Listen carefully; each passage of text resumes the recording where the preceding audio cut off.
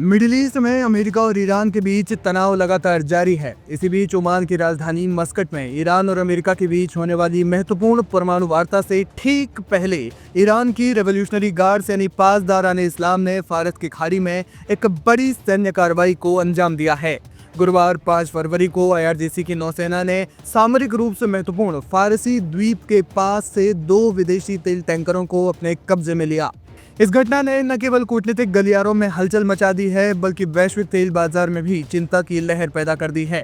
Iran की आधिकारिक media house Tasnim news के अनुसार पकड़े गए दोनों जहाज एक संगठित अंतरराष्ट्रीय नेटवर्क का हिस्सा थे, जो कथित तौर पर ईरानी डीजल की तस्करी कर रहे थे। IRGC के नौसैनिक कमांडर ने बताया कि इन जहाजों से 10 लाख लीटर से ज्यादा ईंधन बरामद किया गया है, जिसे ईरान का राष्ट्रीय खजाना बताया गया। ईरान का आरोप है कि विदेशी जहाज ईरान के सस्ते ईंधन को चोरी छिपे अंतरराष्ट्रीय बाजार में ऊंचे दामों पर बेचने की फिराक में थे। कार्रवाई के दौरान IRGC ने जहाजों पर सवार 15 विदेशी क्रू मेंबर्स को भी हिरासत में लिया। फिलहाल इन सभी को कानूनी कार्रवाई के लिए ईरान के दक्षिणी प्रांत बुशहर के बंदरगाह पर ट्रांसफर कर दिया गया है। हालांकि ईरान ने अभी तक इन लोगों की राष्ट्रीयता या फिर जहाजों के मूल देश का खुलासा नहीं किया है, जिससे रहस्य और तनाव दोनों बढ़ गए हैं। ओमान वार्ता पर संकट के बादल। ये सैन्य कार्रवाई ऐसे समय में हुई है जब पूरी दुनिया की निगाहें ओमान पर टिकी हैं। 6 फरवरी से अमेरिका और ईरान के बीच लंबे समय से रुकी हुई परमाणु वार्ता को लेकर बातचीत शुरू होनी थी। विशेषज्ञों का मानना है कि ईरान ने जानबूझकर इस समय को चुना है। जहाजों को पकड़ना एक प्रेशर टैक्टिक यानी दबाव की रणनीति हो सकता है, जिसके जरिए ईरान वार्ता की मेज पर अमेरिका को ये संदेश देना चाहता है कि फारस की खाड़ी और होर्मुज जल डमरू मध्य की चाबी उसी के पास है। जहाजों की जब्ती के तुरंत बाद तेहरान के पूर्व मंत्री और वरिष्ठ नेता इज्जतुल्लाह जरगामी ने अमेरिका को लेकर एक तगड़ी चेतावनी जारी की है। उन्होंने सोशल मीडिया और स्थानीय मीडिया के जरिए स्पष्ट किया कि फारस की खाड़ी ईरान का घर है और यहाँ किसी भी विदेशी दखल अंदाजी या फिर चोरी को बर्दाश्त नहीं किया जाएगा। उन्होंने अमेरिका को अपनी सीमा में रहने की हिदायत देते हुए कहा कि इलाके की सुरक्षा की जिम्मेदारी केवल स्थानीय देशों की है।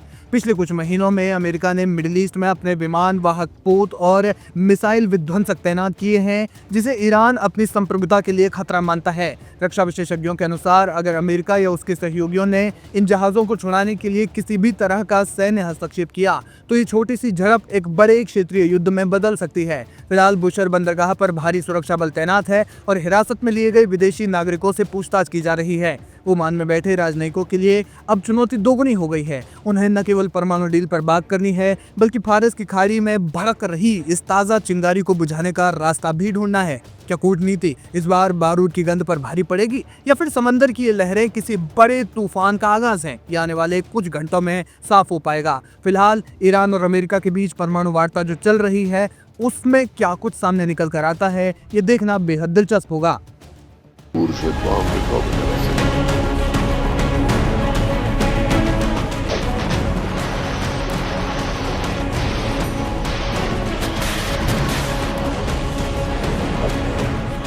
ईरान और अमेरिका के बीच चल रही कूटनीतिक वार्ताएं भले ही अभी औपचारिक रूप से जारी दिखें, लेकिन अगर यह बातचीत टूटती है तो इसके नतीजे सिर्फ 2 देशों तक सीमित नहीं रहेंगे, बल्कि इस वार्ता का विफल होना मिडिल ईस्ट को एक बार फिर बड़े और खतरनाक टकराव की ओर धकेल सकता है। सबसे पहला असर राजनीतिक स्तर पर दिखाई देगा। वार्ता टूटते ही दोनों देश एक दूसरे पर आक्रामक बयानबाजी तेज कर सकते हैं। अमेरिका ईरान पर नए और सख्त प्रतिबंध लगाने की राह पकड़ सकता है, जबकि ईरान इसे दबाव की राजनीति बताकर जवाबी कदम उठाने का संकेत दे सकता है। इससे पहले से कमजोर भरोसे की नींव पूरी तरह ढह जाएगी। सैन्य स्तर पर हालात और ज्यादा संवेदनशील हो सकते हैं।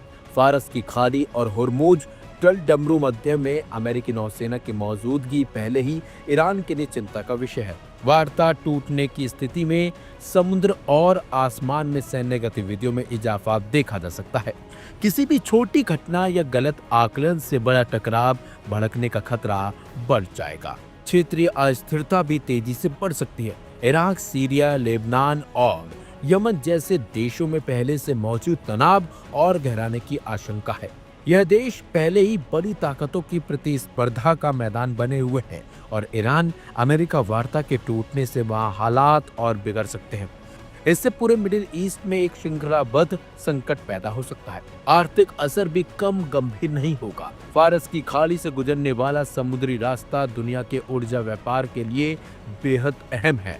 तनाव बढ़ने से तेल की कीमतों में उछाल आ सकता है, जिसका असर वैश्विक बाजारों और आम लोगों की जेब पर सीधा पड़ेगा। ऊर्जा संकट और महंगाई कई देशों के लिए नई चुनौती बन सकती है। अंतर्राष्ट्रीय स्तर पर भी चिंता गहराएगी। दरअसल संयुक्त राष्ट्र, यूरोपीय देश और एशियाई शक्तियां हालात संभालने की कोशिश करेंगी, लेकिन वार्ता टूटने के बाद दोनों पक्षों को फिर से बातचीत की मेज पर लाना आसान नहीं होगा।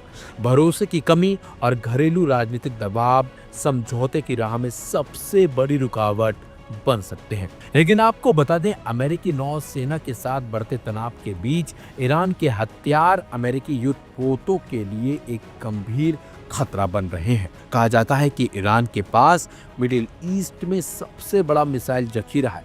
रिपोर्ट्स के मुताबिक उसके पास 3000 से ज्यादा बैलिस्टिक मिसाइलें हैं, जिनका इस्तेमाल अमेरिकी ठिकानों और नौसैनिक जहाजों के खिलाफ किया जा सकता है।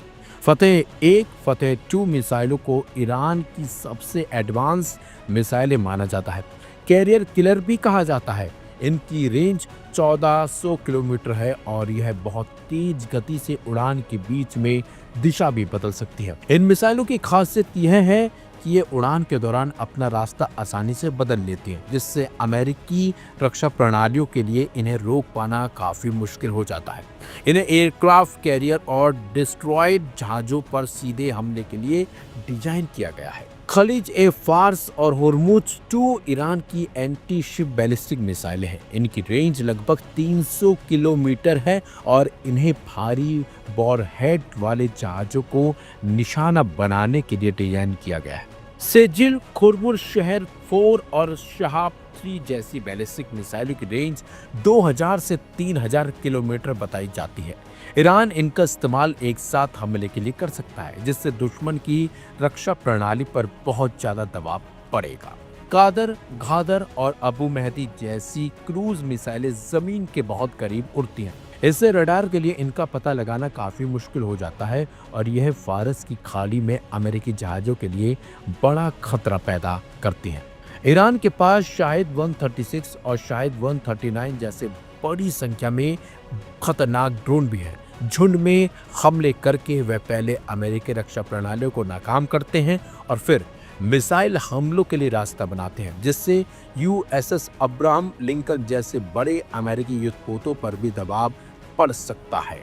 वहीं विश्लेषकों का कहना है कि वार्ता टूटना अपने आप में युद्ध नहीं होता, लेकिन यह उस रास्ते का दरवाजा खोल देता है जहां से लौटना काफी मुश्किल हो जाता है।